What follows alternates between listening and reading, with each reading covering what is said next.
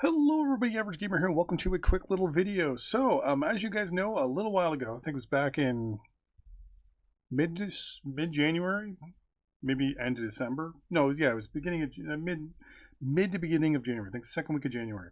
I put out a video about the fact that we hadn't received any communication or any information from the developers of TerraTech Studios. There was also the layoffs and all that stuff, and how I was very scared and very nervous about the future of the development, and that I was going to wait and see before I said or did anything else as regard to what was going on, because we hadn't received any communication from them. People kept saying, yeah, they said something on Discord, but it was more of a, yeah, we're going to try to do this by this. They basically said, hey, we're going to try something by mid-February. But don't hold us to it, basically. And it was just more of an off comment. So I was looking at that as more of a, okay.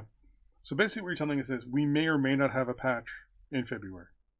That was your only comment. It wasn't even a, hey, this is what we're going to be working forward to for the next month.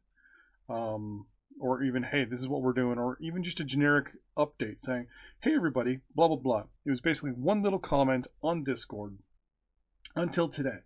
So today, or actually yesterday, sorry, I only saw this today. It looks like there's officially a update to the Unstable branch of TerraTech Worlds. So now we're going to be able to do some hot swapping, just like we used to be able to do in the original TerraTech.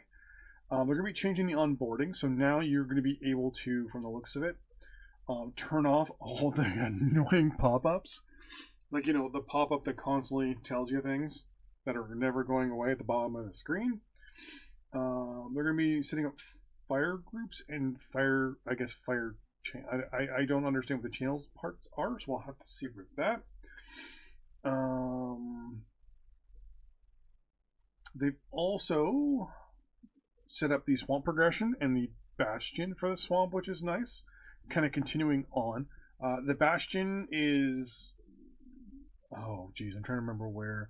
If you head directly west from the Ocean Trader, you'll hit the swamp biome, and then you head south along the coast, and you'll find it pretty quickly.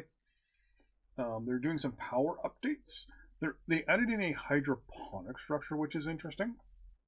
It looks like it's going to generate organics from saline. So what you can probably do then is connect the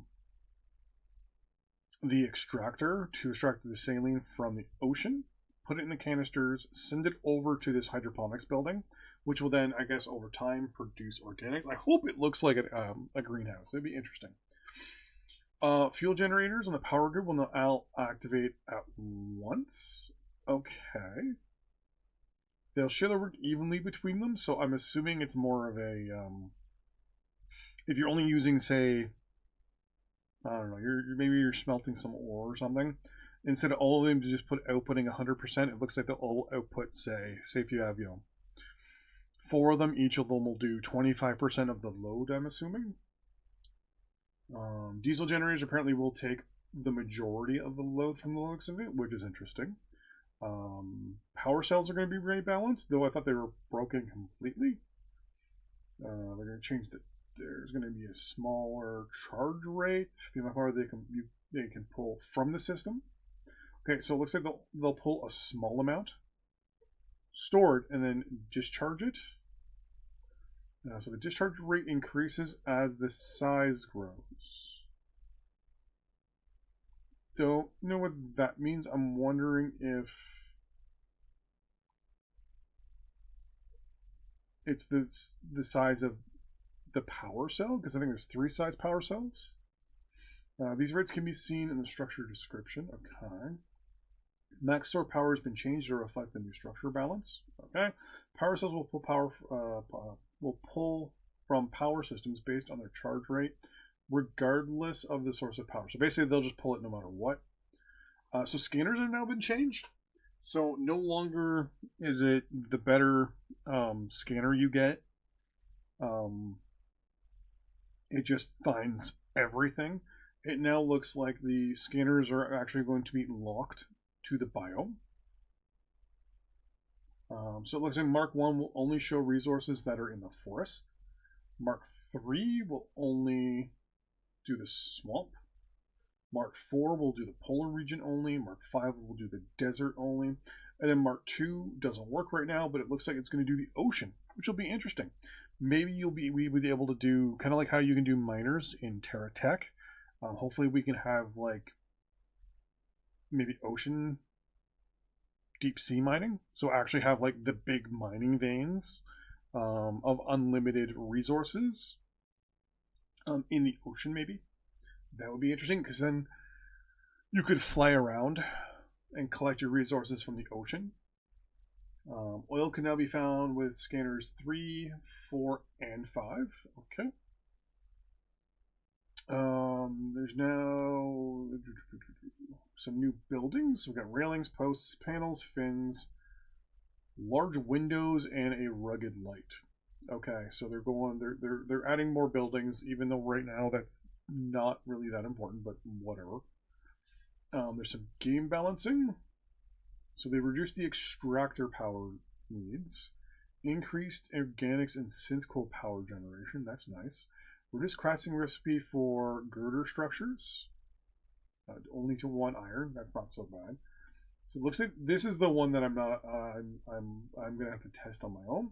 So they remove the knockback rate. So that's like when you hit the tech, it will basically get bounced back or whatever. Think of it as like recoil, but basically it's the concussive force when your round hits the target. That concussive force will push your target. Usually what I would do with the B-22 is aim low on a target to put them up into the air to cause fall damage. Don't know if that's actually going to be a thing anymore. So cannon, okay. That's not a big deal. They updated the heater fuel recipe to 1 Sith coal and 1 petroleum. They added more oil fields in the polar biome. That's not so bad. I'm hoping long term they give us some sort of ability to move resources better on the map.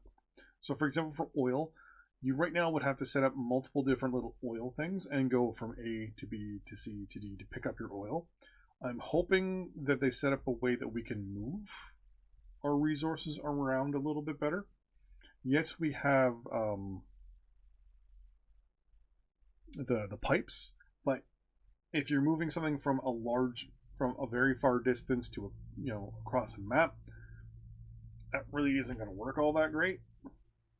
Because the world is round and you're building yourself on a certain angle, and yeah, long story short, it doesn't work.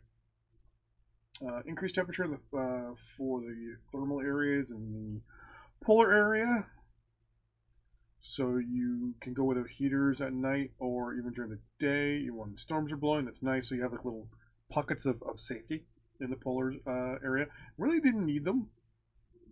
I did find that I would end up overheating in those areas more often because you can't turn the heaters on and off.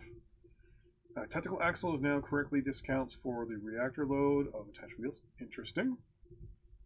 Tweak the flight model in an attempt to make it more realistic. That's going to be interesting. Gold can now be dug up with a tractor beam. That's nice. Wind turbines aren't tripped when loading into a new game. That's very nice. Q&E will work with the tractors again. Though, honestly, you don't really need them. When getting things out of the ground, you get the, I think it's the fragmenter.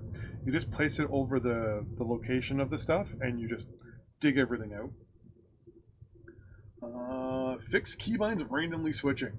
Yeah, some people said that was a feature of clicking on a weapon by accident. I was pretty sure, and a lot of other people were sure, that it was just doing it randomly. Because you'd be flying and not clicking anything. Like you'd be clicking on your, you'd have your left finger down, but you'd have your like where my mouse is here, nowhere near my craft, and all of a sudden my airplane would just all of a sudden just do a complete 90-degree dive. They would just all of a sudden just completely go in a different direction because all the engines on the one side turned off or randomly switched to something else. Yeah. Fixation while pressing Q and detaching a block will rotate the tech indefinitely. Oh, interesting. Fix a bug with a small cargo block wasn't dropping from enemies. Fix the flickering scanner and multiplier, not a big deal. Distance markers, now given a distance in the minimap again. Okay. Two missing. Ah, here we go. So there were two cabs that you couldn't get. Now you can. The wide cab and the skid cab. They're now available at the Swamp Trader. And there's currently 2 known issues.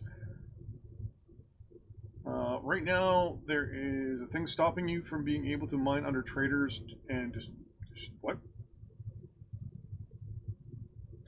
So wait, you can mine under them and destroy them? We'll have to try that out. Updating the scanner block to scripts. So yeah, so right now the scanner blocks, the descriptions are not updated, and they're removing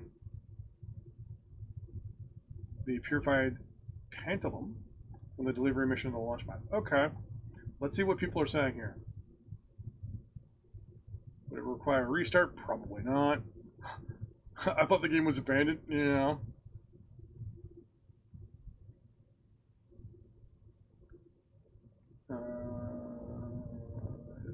Okay. Fragmenters still apparently crashing things. Please add a sandbox.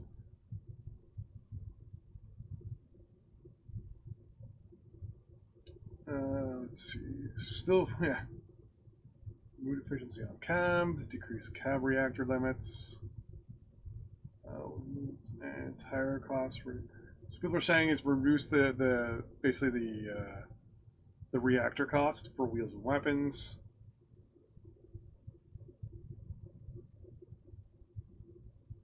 Yeah, so these are so a lot of people are asking for basically balance changes. And they're more working on, hey, let's get things working first, which I mean makes sense from the developers' end. It also makes sense from the players' end. Player wants to have fun. Well, the developer wants to make a game that works. So I think there's still a lot they need to do. I mean, yeah, now they got the swamp biome going, cool, and all that stuff. Like I said, my big issue was keybinds were randomly switching. And the fact that the missions, like the progression system in the game, is completely just out of it's just crazy.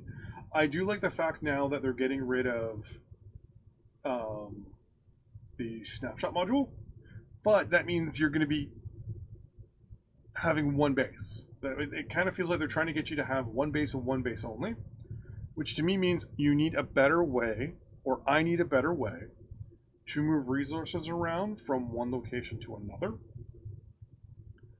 Yeah, I can build, now that I can swap back and forth. I can swap from a mining and harvesting vehicle to a transport vehicle. Cool, okay, that's fine with me.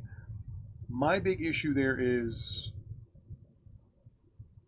if like I don't know if I'm having a hard time explaining it. I understand where they're coming from, the hot swapping, but to me it's like, okay, but still, how do I like move my oil around to a centralized location? Like, I still have to build a centralized base on every island, and then even then getting all the resources to that centralized base to transport it, it's a little difficult. I would love some sort of automated system, like some sort of logistics system that can be utilized to move things around. Like you had the SCU, so you could build a single base in the previous game and send everything to your SCU. So everything was in your centralized inventory. You kind of have a centralized inventory in this game, but it doesn't feel the same yet. I understand where they're coming from. So I'm not saying any of this is a bad idea. I'm just saying I like this idea that we could hot swap. Yeah, it kind of deals with my issue of logistics, but my issue still is the logistics and the fact that I have to grind so hard to build stuff.